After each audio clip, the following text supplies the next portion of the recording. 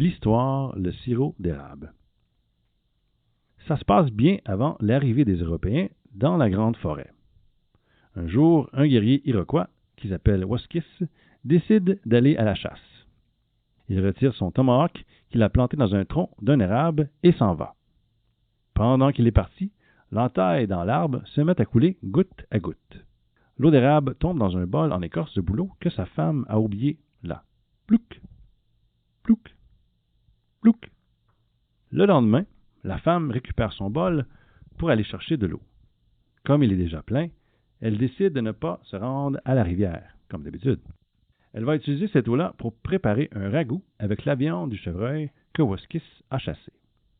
Lorsque le guerrier goûte au ragoût, il est bien étonné. Sa saveur est sucrée. La recette est simplement tout délicieuse. Sa femme goûte à son tour. C'est vraiment bon. Waskis en redemande pour le lendemain.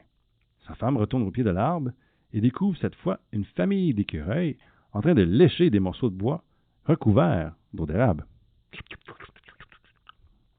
Elle passe son doigt sur l'entaille et goûte. C'est sucré. Elle comprend alors que cette eau est un cadeau de l'arbre qui pleure. Elle installe une autre fois de nouveau son bol sous l'arbre et attend qu'il soit rempli. Plusieurs jours de suite, elle prépare le repas en se servant de cette eau merveilleuse. Mais un soir, comme elle est fatiguée, elle s'endort pendant que le ragoût mijote.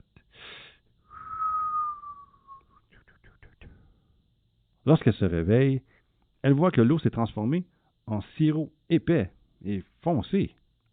Elle le remue avec la pointe de son couteau pour en retirer les morceaux de viande qu'elle pense vraiment avoir perdus. C'est collant.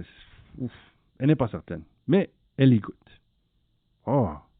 Elle n'a jamais mangé quelque chose d'aussi bon de toute sa vie.